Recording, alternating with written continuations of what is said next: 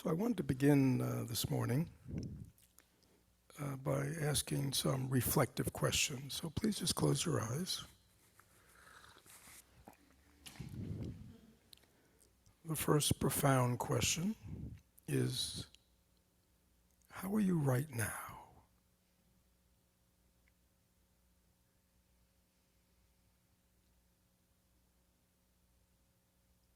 How are you right now? And see where you go for your answer.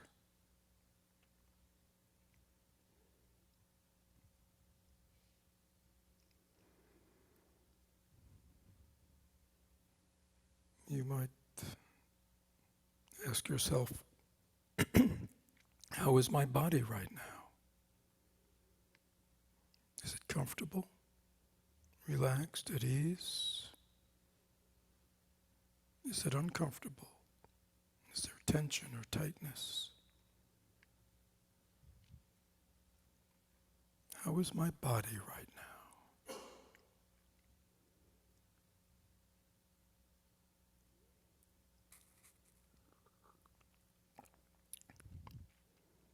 How is my mind right now?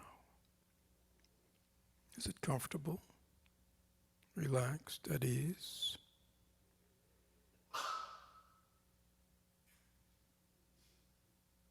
Or is it, agitated, overly busy? How is my mind?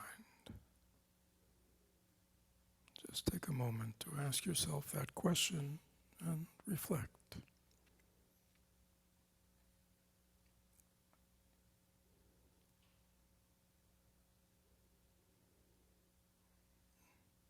And then how is my heart? Sort of that's the emotional side of things.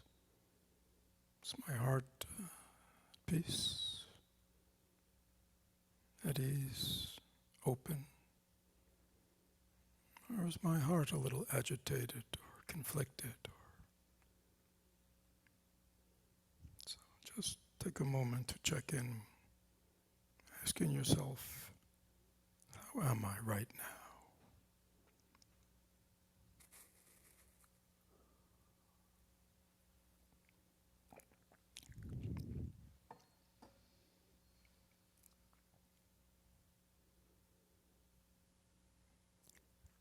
Next question to reflect on. How was my life in this past week? And again, noticing how you assess that. How was my life in this past week?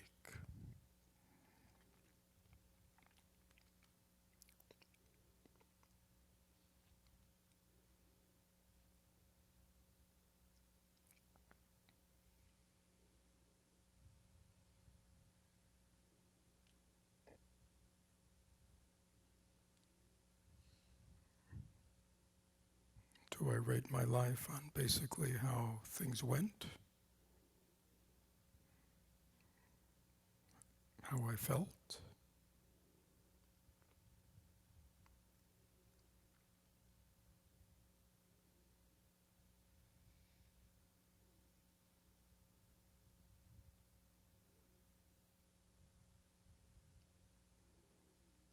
How was my life in this past week?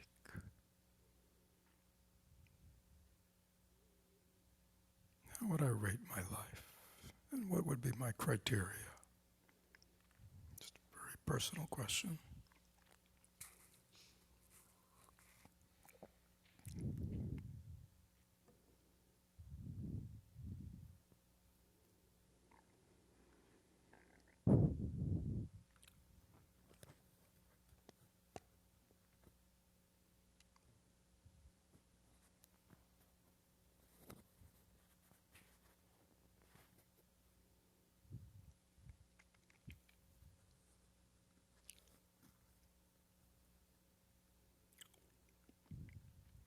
We all have values that are important to us, ethical values, other types of values.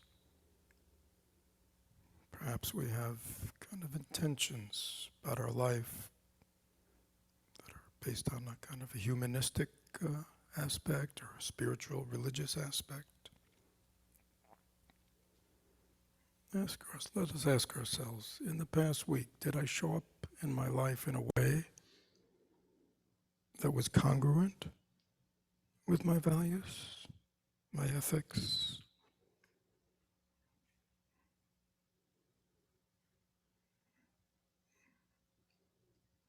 With my intentions for my life and how I want to be?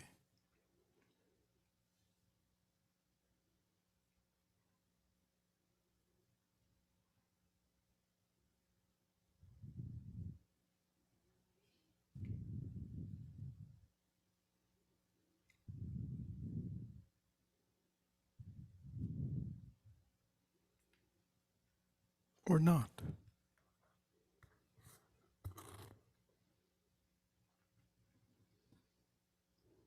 Is there a disconnect between when I stop, ask myself what my values, my ethics, kind of how I want to manifest in the world in the best way,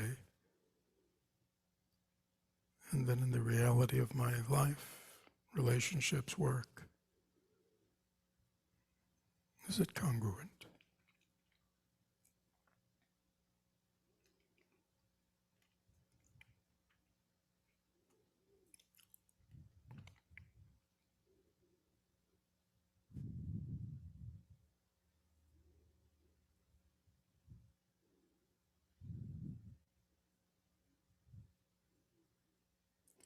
And then if you are aware that you do have sort of an ethical value, humanistic, spiritual, religious kind of sense of how you want to be in life, as you reflect on your past week, were you very conscious of these as you went through your day?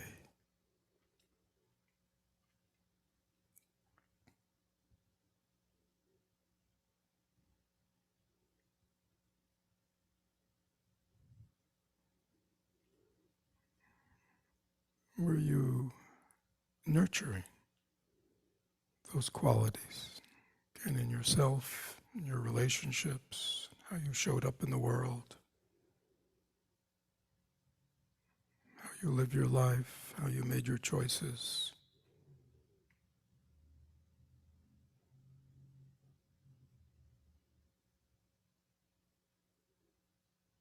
Or does that part of our inner life not get much traction in our daily life? Just reflect on that.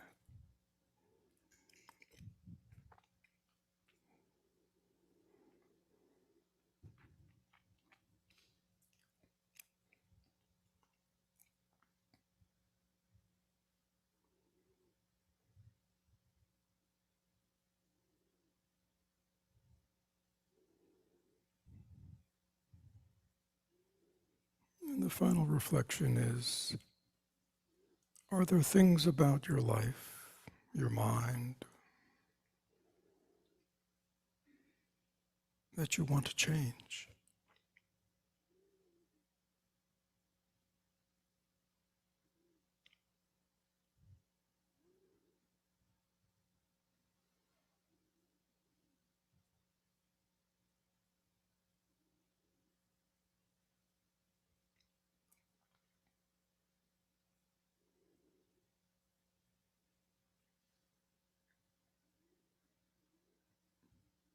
And again, if there are things about my life, the way I act, show up, think, feel, speak, choices I make, if there are changes that I want to make, again, how conscious am I of them? And then how committed am I?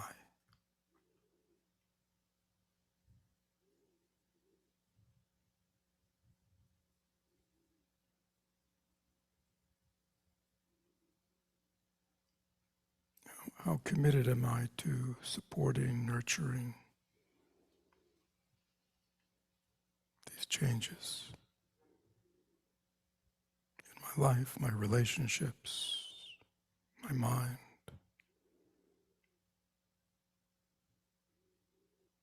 Is it just kind of a good intention? Or is it something that I'm committed to one degree or another?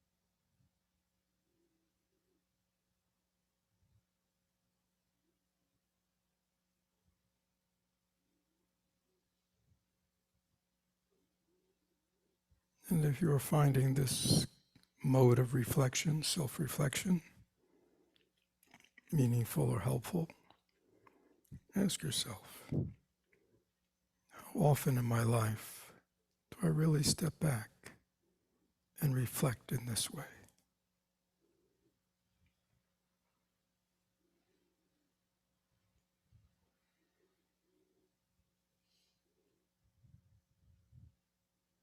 We all have an ongoing energy to our lives, things we do, things we're involved in.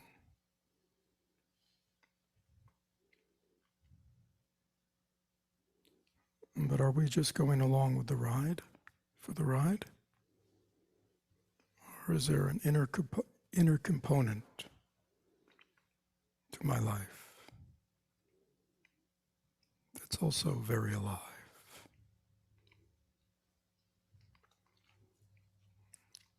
Or am I just swept along?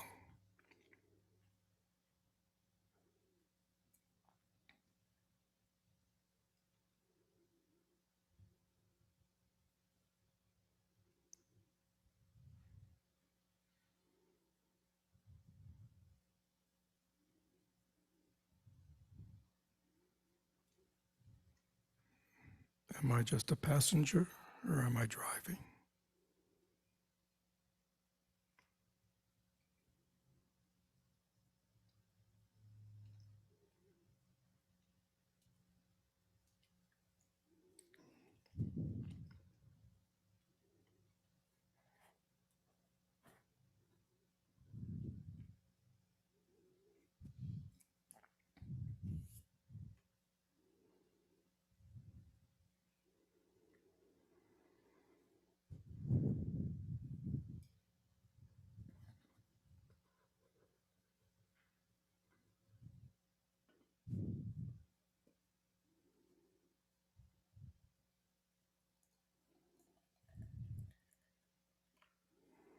So we can open our eyes again.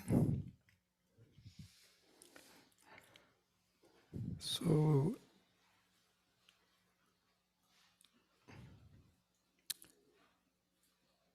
reflection.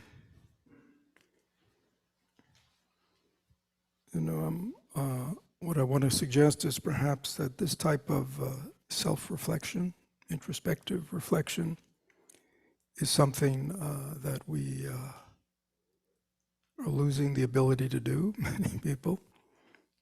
I think especially in this age of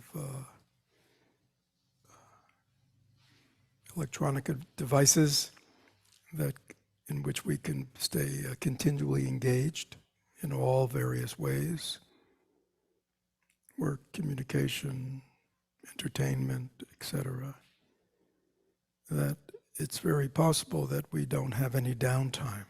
We just go from one thing to another. And when we have downtime, we fill it up by reaching for our devices. But in the Buddhist tradition, reflection is very key. For those of you familiar with the Buddhist teaching, the Buddha said, hear my teachings, which really means, we read, we study, we do all these things, we listen. But then he said, reflect He said, reflect before you practice. Because the reflection is the ability to really digest something.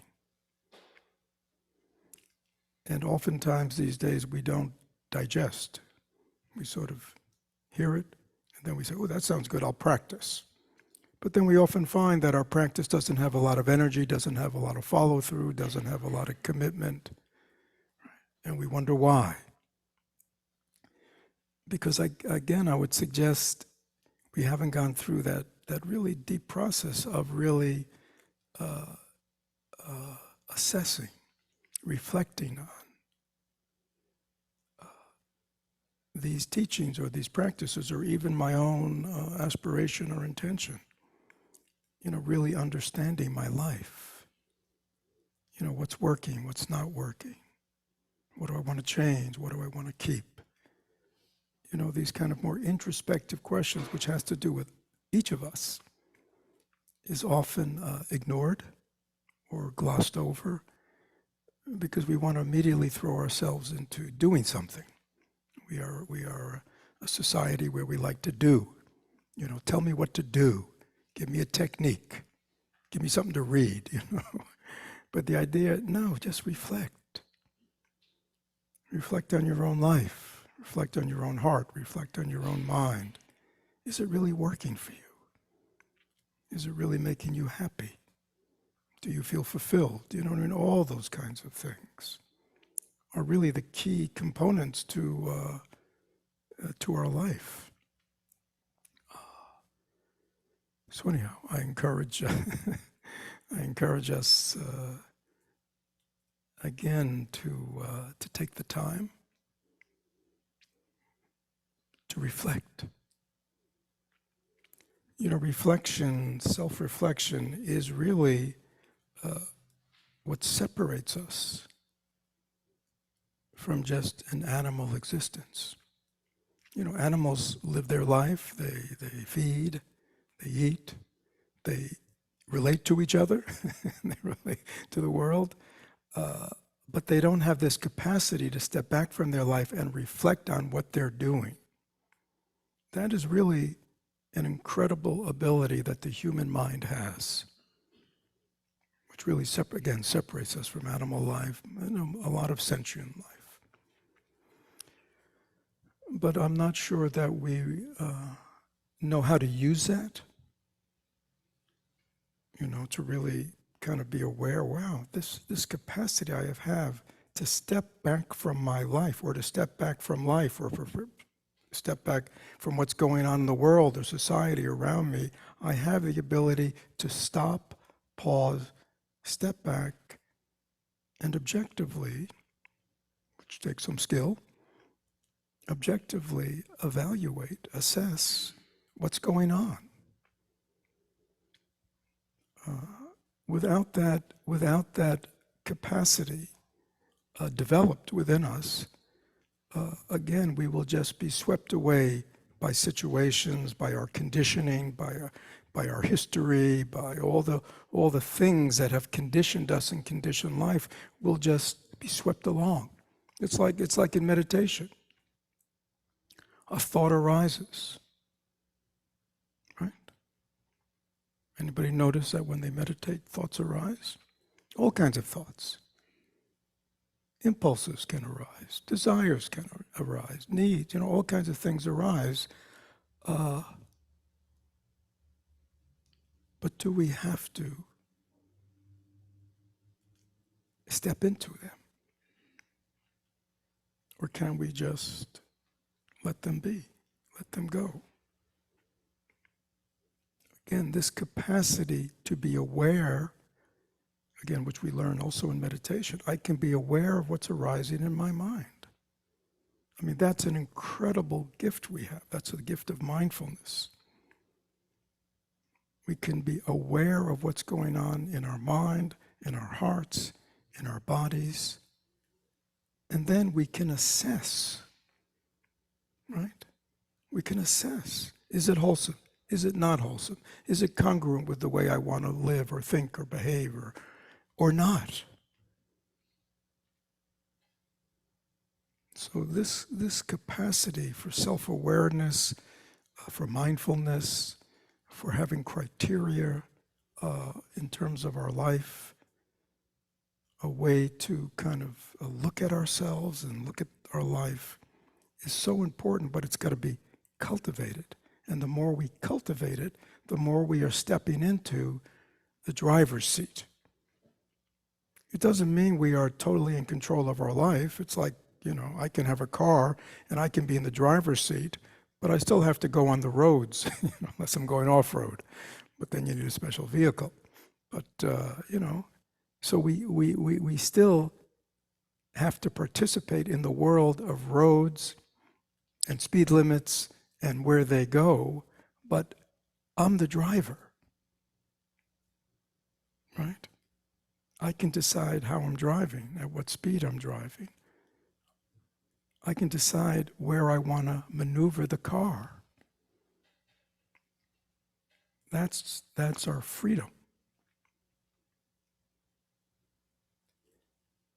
And just close your eyes again and ask yourself, do I exercise that freedom in my life?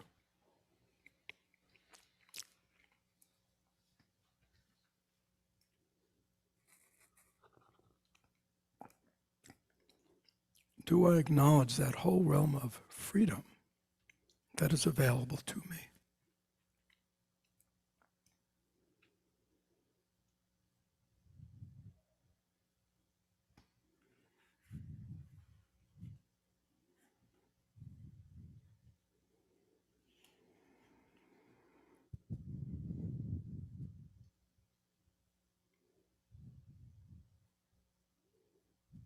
Or do I go through my life sort of like a sleepwalker, just kind of following along, doing what needs to be done, without ever really being aware?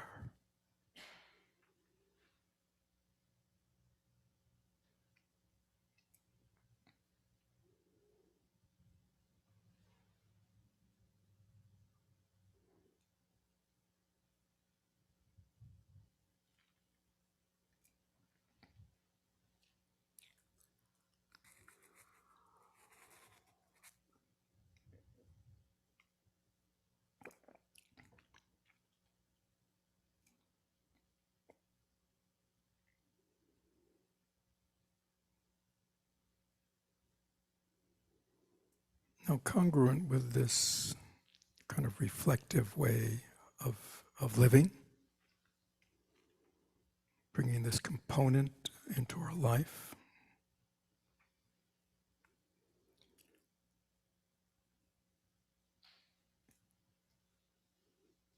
is this very empowering, powerfully empowering, more than an idea, way of being, which is, do I take full responsibility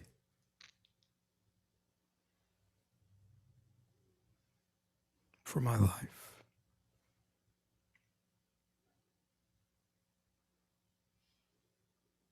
Or am I still caught up in blaming others for the way I am, for the way I feel, for the way I think, for the way I respond?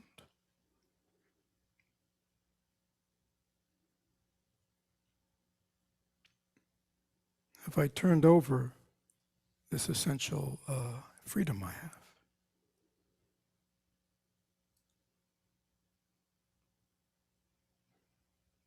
Or do I empower myself by acknowledging whatever's going on in the past, whatever's going on in the external world, my thoughts, my emotions, my feelings, my words that I speak, and the actions of my body? They're my responsibility right now.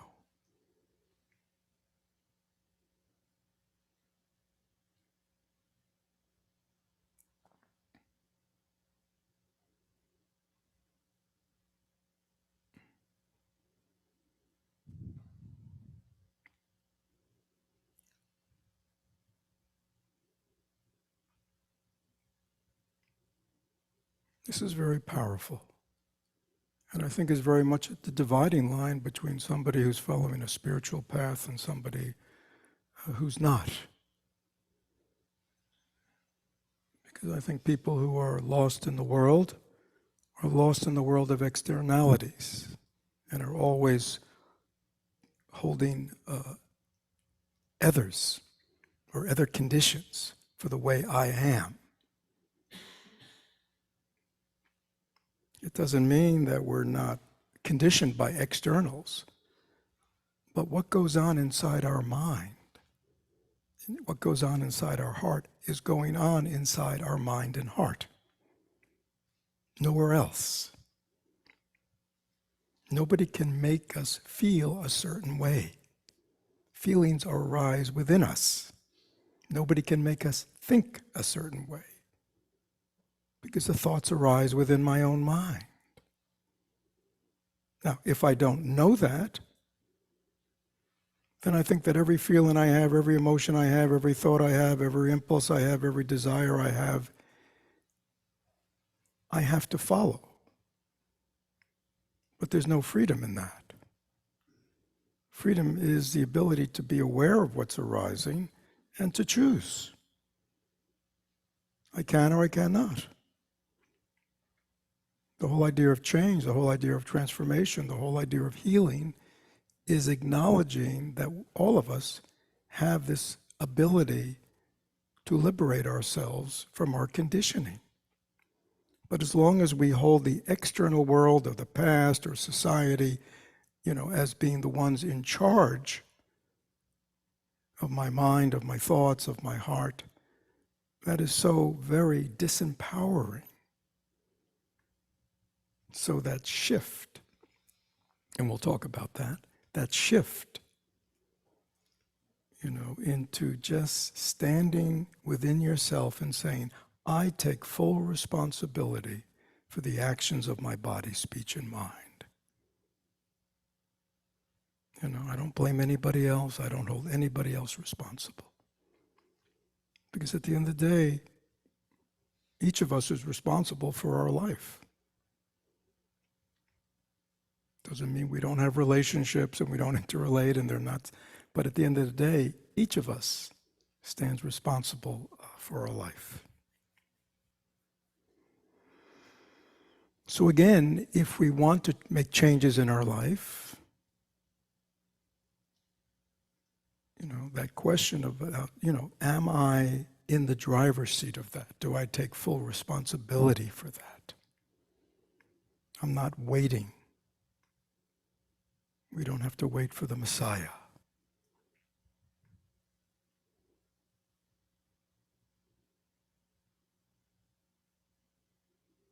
We don't have to wait for the right time, the right circumstances, the right relationship, the right job, the right whatever we think is going to save us.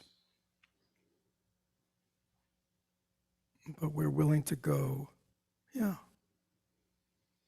process of healing, transformation, change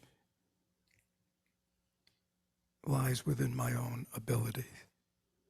And I can begin that process today.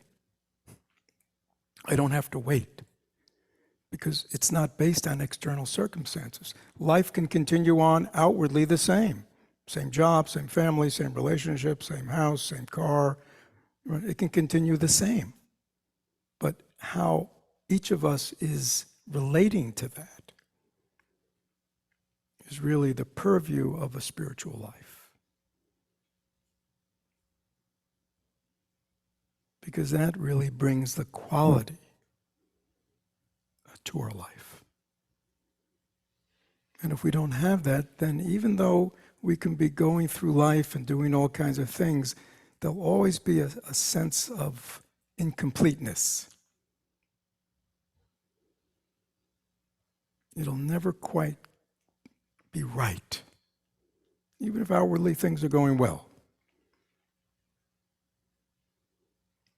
Because that inner component that we're really engaged within ourselves with life and really moving the inward part of our life, the being part of our life, the relating part of our life, so essential. So,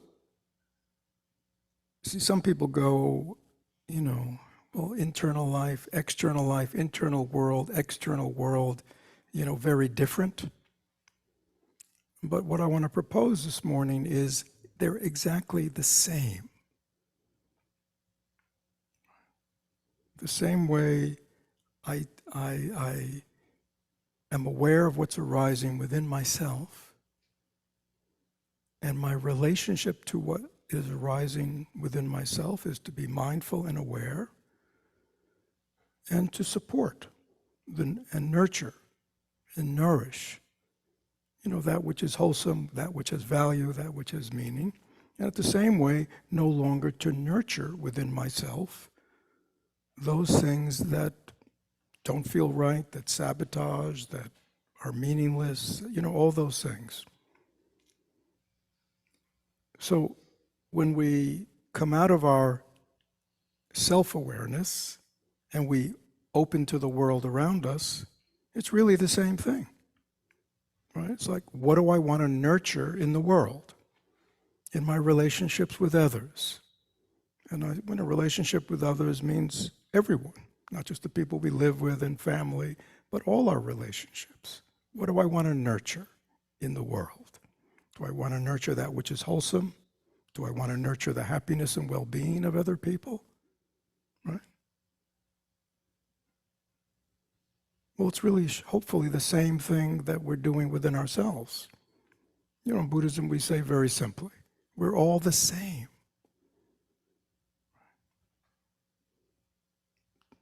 Each of us, we've heard this many times. Everyone, if you ask them, ask yourself right now, close your eyes, ask yourself, do I want to be happy?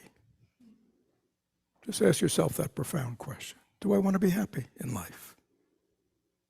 See what the answer is.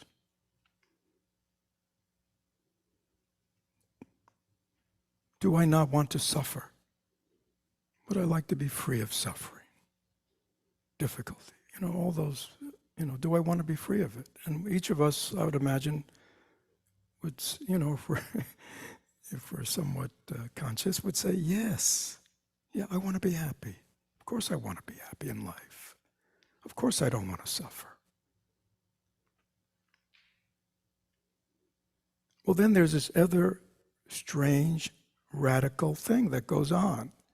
So everybody open their eyes and just look around the room. And those online, look around, just look around the room. And as you look around the room, say to yourself, everyone is just like me. Everybody you see, you don't even have to know them, right? Everyone you see is the same. Everybody wants to be happy. Nobody wants to suffer. Everybody wants their loved ones to be happy. Is there anybody who wants their loved ones to suffer? What?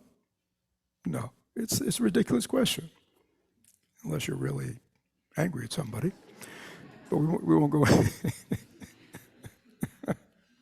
But in our best mind, we would say, no, I want, I want my loved ones, my family, my friends. I want them to have a good life. I want them to be happy. I don't want them to suffer, right? It's so easy. And then we extrapolate. And we go, well, everybody's just like me. Everybody wants to be happy. Nobody wants to suffer. Everybody wants their loved ones, their family, their friends. Take work. Would you like everybody at work to be happy? And you'd say, what? Of course. Gee, that'd be a nice environment, right? To be in an environment at work or at school where everybody, is happy. Well, that'd be great. Nice environment. So then, I guess where I'm leading this is to say, there's really no duality, no separation. So a lot of times people ask the question, because we put a lot of emphasis in our practice on altruism right now. I think many of you know we have an altruism intensive. We have about 120 people involved in cultivating altruism in their life. And people often raise the question, between self and other. well, isn't there a difference between self-care, right? I mean, because, if I'm really altruistic and always thinking about the well-being of others and the happiness of others, like, what about me? You see, a lot of people get afraid. Well, what about me? Who's going to take care of me? Right? And my sense is, it's the same. Right? It's just a relationship to the world and people, plants, animals, the earth, of simply caring. You care. And we're part of it. So in relationship to ourselves, we want ourselves to be happy and not suffer, just like we'd like for everyone else. You see, it's consistent. There's no inner and outer, like I'm one way with myself and one way with others.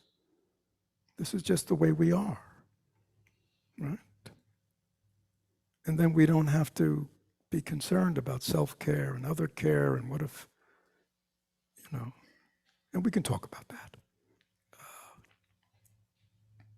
It's funny, I got a haircut a couple of weeks ago, and the woman who was cutting my hair, I'd never met her, said to me, she was saying something about herself, and she was saying, well, a lot of times if I get up in the morning and I'm just kind of feeling out of sorts or not happy, what does she say she does?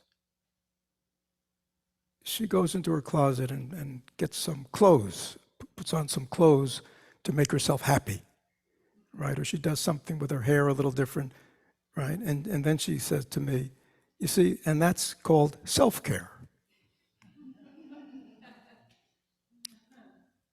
So I didn't say anything, but I thought that was interesting.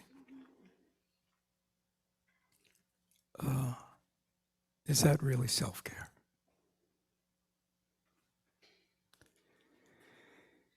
Yeah, so, well, let me stop here. We've done a lot of reflection together. What's coming up for you? Any questions about this? I mean, this last thing has to do with boundaries, people. Yes. Hold on a second, because we have a lot of people online, so there's a, yeah.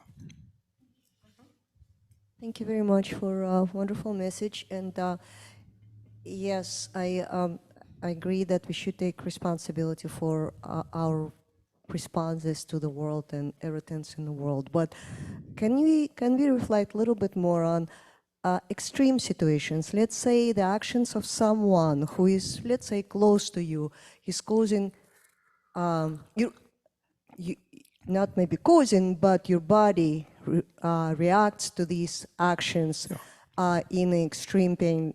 Could it be, somebody stabbed you with the word or even the knife? Okay, and you experience extreme pain right now, and you say stop, and they say, well, it's not really me who's doing it; it's you who's feeling it. So you stop. That's a good question, and of course, many people, who are following a spiritual path or something, ask that question. So, if I'm really altruistic, if I really want the happiness of others, does that mean I have no boundaries? I mean, let them do whatever they want.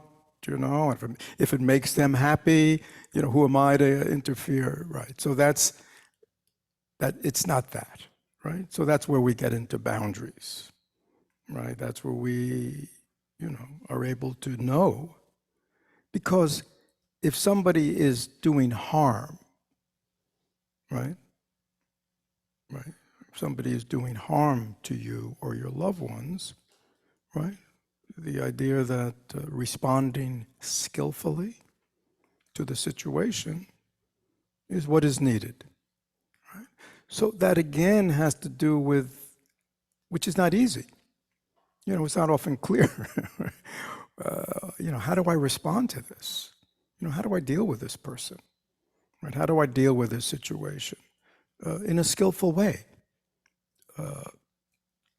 So the more clearer our minds are, and understanding that anybody who is causing harm to another human being is also, in a certain sense, causing harm to themselves. So we know that sometimes taking an action to stop somebody from doing harm to another is also preventing them from doing more harm to themselves. Yeah, so but our boundaries need to be intelligent. I guess that's that. You know, in the realm of compassion, which is sort of central to our way, there's this term called idiot compassion. You know, people have heard about that, which is this, I think is what you're getting at. An idiot compassion means there's no intelligence. There's no discernment, right? It's just, oh, you know, sort of like everything is wonderful, yeah, just love everyone and everything is good and, you know, right? But it's not like that, is that in the world? No, so we have to be discerning, we have to be intelligent, because again, to indulge somebody if they're causing harm to themselves or other is not good, right? So actions need to be taken. But how do I know, you know, is there something that I can do intelligently, some kind of intervention that I can do, you know, that would be helpful for this person, some way to engage with them or bring their attention to what they're doing, you know, because a lot of times people may be doing harm, but they're not aware, you know, they're not aware because they're lost in their own what? They're lost in their own suffering, their own fear, their own anger, their own hurt, their own conditioning, right? I mean, there are lots of people who do harm to other people, who abuse other people with their mouth, with their bodies. But a lot of times it's coming because this was done to them. So they're just unconsciously just continuing. And if you've always grown up in that kind of environment, you think that's normal, right? So sometimes, you know, we can do really good interventions with helping people. But other times you just have to say, you know, you have to put up a boundary. You have to put up a wall to help people because they don't have their own ability. Does that, I mean, am I answering your question? Yeah, so. Yes, it's just, is there any state of mind in which you really can stop feeling the pain even if somebody is inflicting the pain on you? Well, again, you know, that's an interesting word. So can you, without, if you don't get too personal, but just kind of third person. So when you say somebody is afflicting and pain on you, Let's it say would be someone what? is verbally abusive, let's Okay. say, and they repeatedly doing it to you. Is there any way to not to be, in order to act intelligently toward that human being, you also have to be less emotional about Yes. that. You have to be cool in your mind. So Yes. and how do you get cool in mind if you're attacked in some kind of Well, very again, painful way? it's boundaries. It's like knowing. You remember when you were a kid and they used to say, sticks and stones. I mean, the wisdom of the playground. Sticks and stones will break my bones, but words will never harm me. I mean, that's profound, right? I mean, I remember once I was in New York City, it's a long time ago, you know, when they just kind of, you know, when they had kind of deinstitutionalized the mentally ill, those, you know, and they took them out of institutions, but they didn't really have programs in places. So there were just all of a sudden a lot of homeless, you know, that were also very psychiatrically impaired. And I remember I was somewhere, I think it was in a restaurant or something, and all of a sudden this guy comes in on the street and he just starts cursing at me. You know, I mean, I had never seen him before, but just cursing at me. No, I didn't take it personally. You know, I felt bad for him. Right? But I didn't take it personally. I didn't internalize it like anything he was saying had anything to do with me. He was just you know, putting it out there for himself. It's hard for us to really live in a place where we understand that that's what's going on all the time. People are projecting their own stuff often onto us. And if we can't see that, how can we discern? Now, again, sometimes people may be critical of us, and there may be some validity to it. But that also isn't personal. It's like, oh, okay, you know, I'm willing to look at that. You see, there's an openness in life. It's a lack of defensiveness, right? So we don't have to, again, words are just coming from the external world. We don't have to let them in. It's when we let them in and we make them our own that they can do us harm. Right? I mean, it's easy to say that, but it's not, because again, we take things so personally. Right? Rather than understanding, it's just, everything is just, people are just doing what they do because of their own causes and conditions. That's all that's going on here. And again, in the moment, how do I want to respond to this situation or this person or the words? The less, when we are emotionally driven, when our mind is taken over by afflictive emotion, it's very hard to respond intelligently, isn't it? Right? If we're very much identified with me versus them, it's very hard to respond other than defensively or aggressively, kind of to join them, join them. And oftentimes we don't, people in the martial arts, one of the things they learn is what? Anybody ever practice martial arts? No? Anybody ever see a martial arts movie? Yeah, right. What?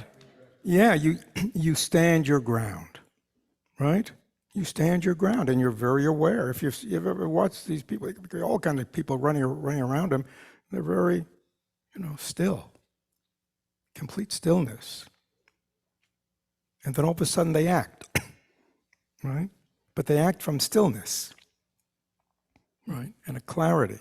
They don't lose themselves, right? They hold their stance until they're ready to act. And I think that's very meaningful, because I think we don't have that kind of inner ground, inner ground. We just, here we are, and things are just unfolding around us, and we don't have to respond all the time. Do we? No, it's like, that's interesting. Yeah, sounds like you're really angry. I get it. Sounds like you're really angry at me. Okay. You may have a good reason. Tell me why you're angry. You know what I'm saying? It's like curiosity. It doesn't always have to be engagement. The trouble is we engage. And when we engage, what happens? It just intensifies it, fires it up. We need to learn how to not, same way with, again, coming back to meditation. Where do we learn not to engage? In meditation, because our own stuff comes up. Our thoughts, our feelings, our mind states, our memories, right? And it's so easy to be tossed about. We can all be sitting here very looking outwardly like nothing's going on, right? And yet you might know that inside your mind there could be a lot going on. Because that's really where things are going on. And learning how to, have feelings and emotions and memories arise and not to grab onto them, not to be taken for a ride by them, but allowing yourself to be mindful and aware of what's arising, to kind of assess wholesome, unwholesome, something to engage in, something to not engage in. Can you feel the freedom in that? As opposed to always being swept along by your thoughts and your feelings and reactivity and taking things personally. And can you get a sense there are like two different ways of living this life? Yeah. More questions. Online too. You can tell people just to chat into you or raise their hand or something. Anybody else? I mean, this is an interesting discussion. Yeah. And again, like this woman over here, you may not agree with me. You may or not. But how about in this situation? So please feel free, because it's easy for me to stand up here and spout wisdom. But how do we apply it to real life? That's the key. Yes, Katie. I think it's interesting, the language that we use, and it's something I've noticed Maybe hold. with people saying, well, you triggered me, or you made me feel this way, or I did this because of what you did to me. Yes. And I find myself like, that was so much part of like the background. I grew up in an environment where there was a lot of external projection, and so it became something I was just very normal for Yes. to say, until I stopped and realized when I said that to my own child, and I thought, it was kind of horrifying, and to think that, and to think that if I continue that, that will become part of his landscape as well.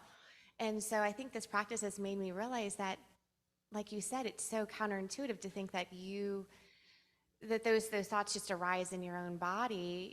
Yes, there could be some sort of stimulus, but that you ultimately have the choice to act or not act, or to take a minute, or to stay still, Yeah. So I think it's really kind of the language that we use, and being very careful about how we say things, because then you just internalize the blame, and, and then externalize it.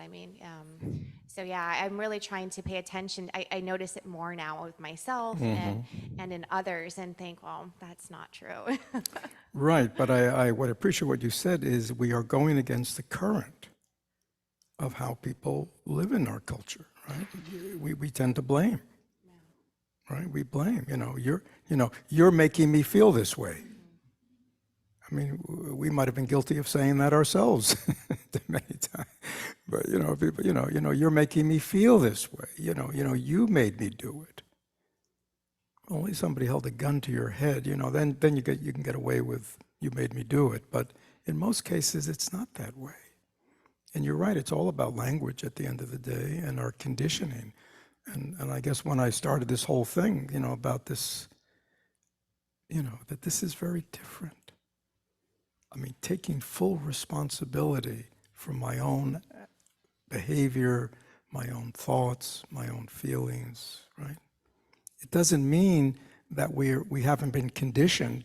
We've been very conditioned by our families, our upbringing, by society, by people, by all kinds of situations. These are affecting us.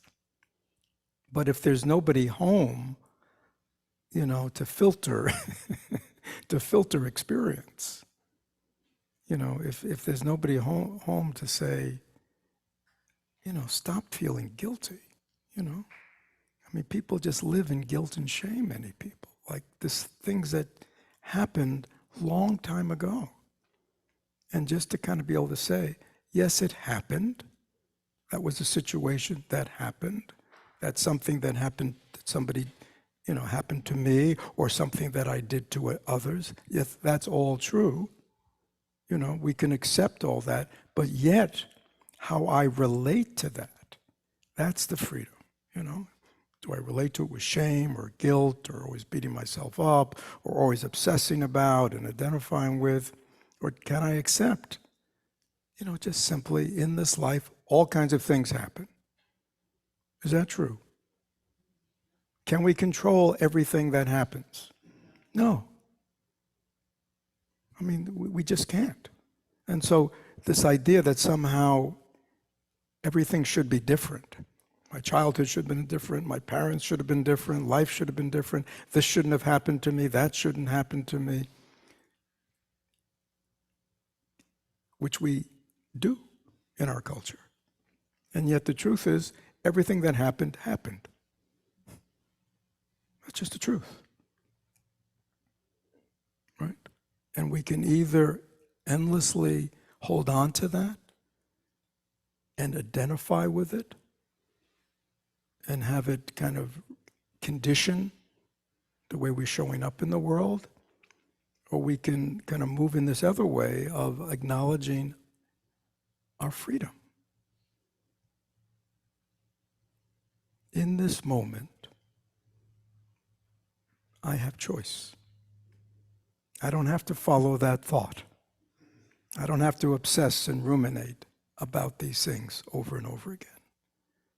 But again, that kind of freedom is not something that is widely like Katie said, not widely talked about. We're much more into, you made me trigger, or this is, or we blame. I mean, that's the whole deal here in our society. We blame, blame, blame.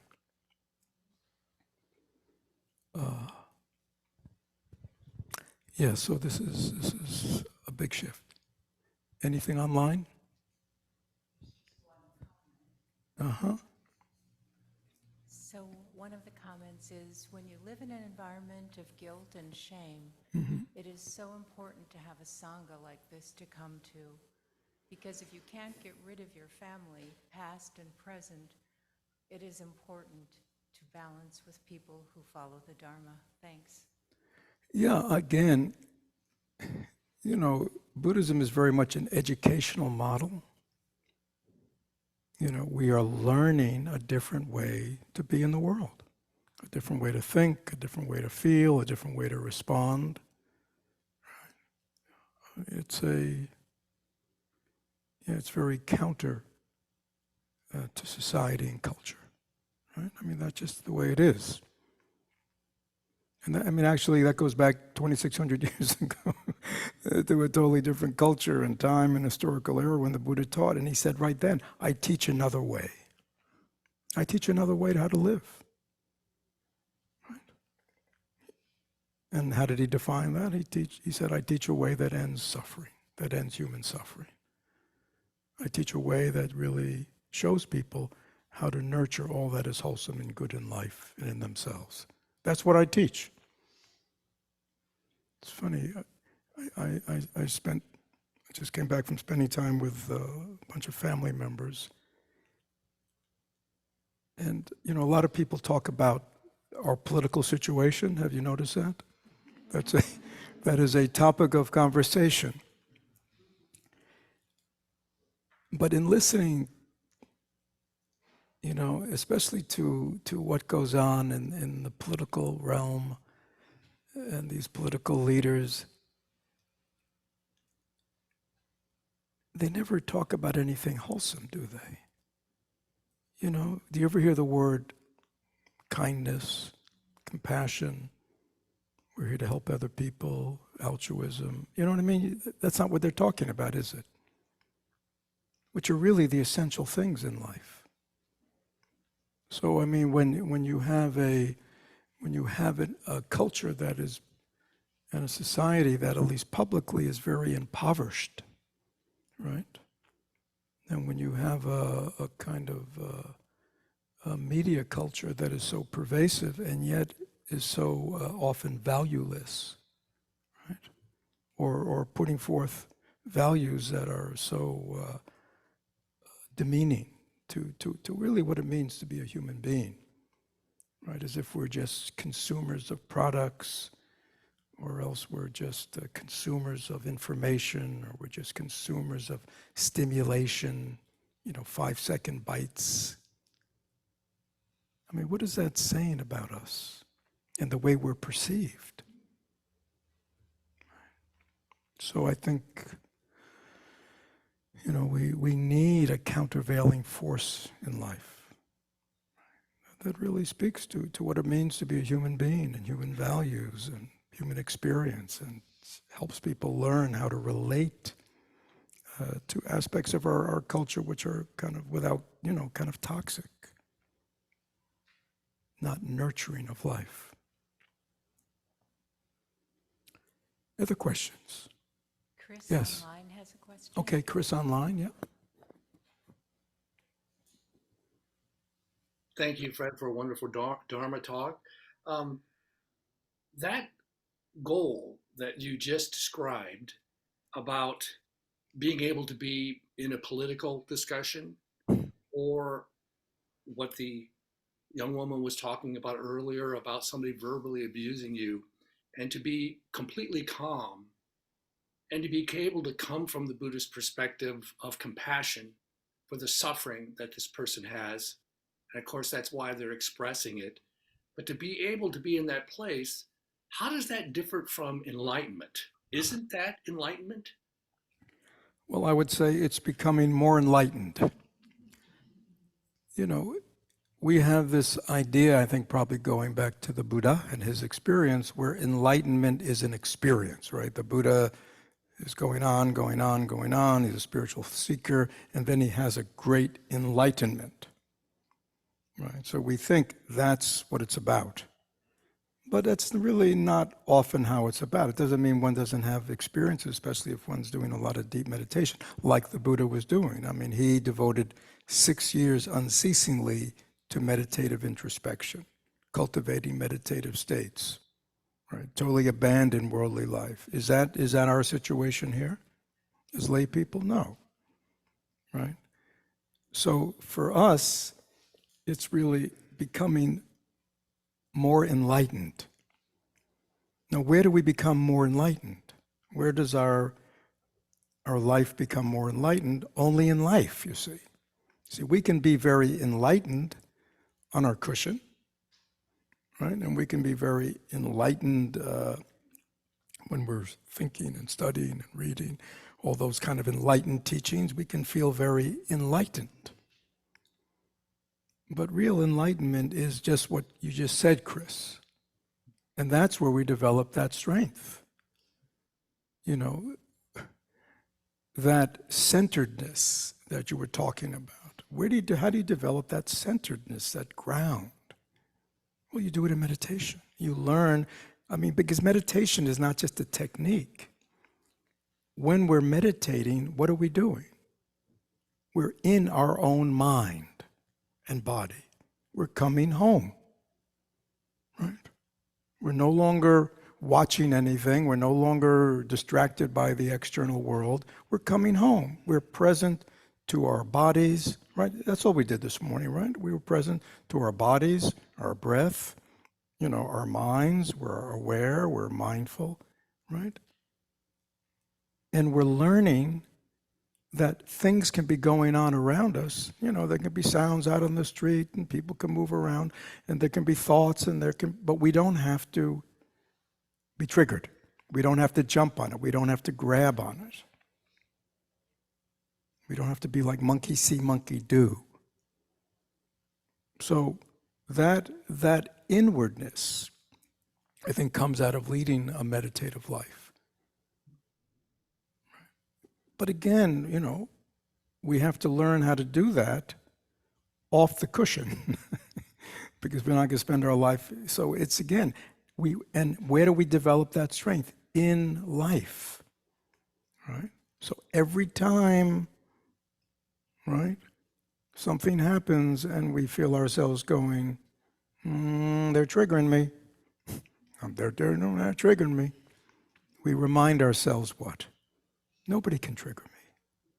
I'm allowing myself to be triggered. I gotta just, see clearly.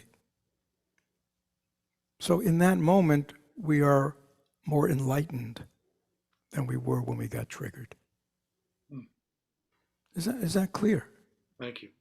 Every time we let go, every time we're caught in a rumination, every time we see, I am just cultivating suffering within myself. And unfortunately, we have a great propensity for ruminating and obsessing about thoughts and things that happened that are negative. Have you noticed that? We don't endlessly ruminate about things that are good, right? We just endlessly thinking about all the good things from our childhood or all the good things in this relationship. We have this perversity that we focus on the negative and then we obsess and ruminate and go over, which only creates what? Unhappiness. You see, but when we are reflective like we're doing today, we step back and go, what am I doing? I'm making myself unhappy.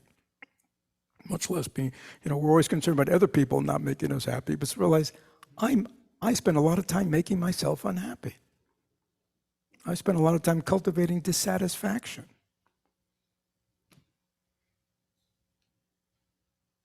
But when we stop, like we did today, and reflect, we go, is that really what I want to be doing with my mind today? Creating dissatisfaction, for myself? doesn't, you know what I'm saying? Do I want to see what's good in the relationship? Or do I want to, we're so focused on what's missing. We also just focus a lot on deficiency. What's missing? What's missing? People do that to themselves, right? Oh, if I was only like this, and if I was only like that, and what's wrong with me?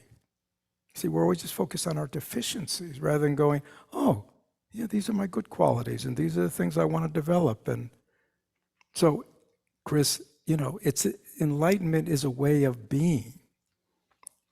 Enlightenment, the idea behind enlightenment is the light is on. We're seeing clearly. When the light is on and you're seeing clearly, we're not going to bump into walls. We're not going to trip over things. We're going to be able to see, discern, clearly, oh, this seems to be a good person. Yeah. This seems to be not the most good person. So we're clear, right? And when we make choices, or even when we have to be around those people, we know who they are. So we know how to handle them and how to respond.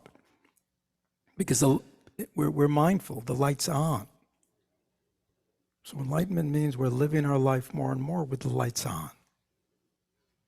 We're willing to see clearly, we're willing to discern, we're really understanding what's going on. So it's a process, Chris. Thank you.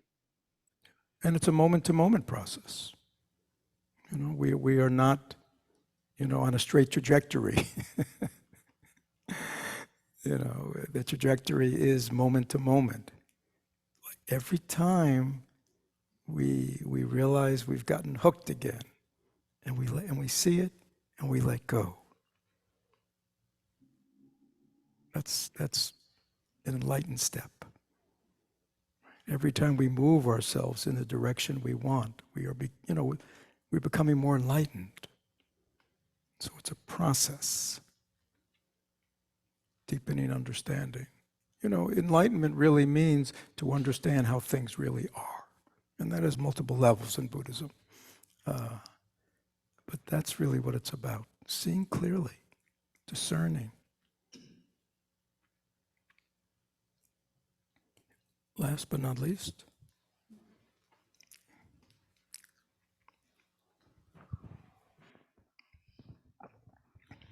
Thank you, Fred, for this talk and the reflections. Is what wove through a lot of what you shared and had us reflect on for me was just really the word interbeing, and that, we don't see with the eyes of interbeing, and the world doesn't encourage us to see what the world, that's a spiritual woo-woo kind of thing.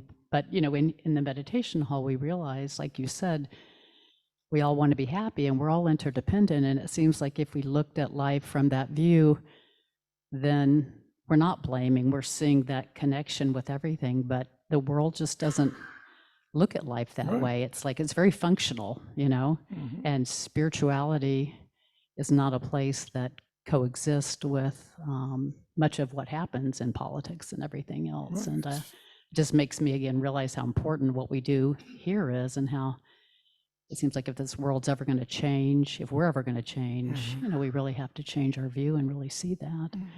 All these teachings from you and from that's really the basis of, kind of a spiritual view as opposed to a materialistic view. Because the materialistic view of life is always, if we change the material conditions of life, then everything will change. Now, again, it doesn't mean that changing the material conditions of life may not be very meaningful, but it understands that the fundamental situation of every human being is we are bodies and minds. And if we are not taking care of our body and mind and making it healthy, we'll never have a healthy world. Right? If you see yourself, as what are we, 1/7 billionth, right? 7 billion in the world, 8 billion. Thank you, Chris, for keeping me up to date. So, there are 8 billion people in the world. We are one of those 8 billion. We're one cell. But if we can be the healthiest cell that we can be, right? And if in all our relationships with others, we can project health, and well-being, this is how we, at a more deeper level, change the world. It doesn't mean we don't try to make positive changes in the material world, the political world. But the spiritual view is things will never change because the world is created by human beings. And human beings are acting from their minds. And so we need to really understand that it's only as in the healing and transformation of the human mind that we really have a possibility of changing things. Right? Or wrong. Anyhow, thank you everyone for coming today. Thank you very much for listening.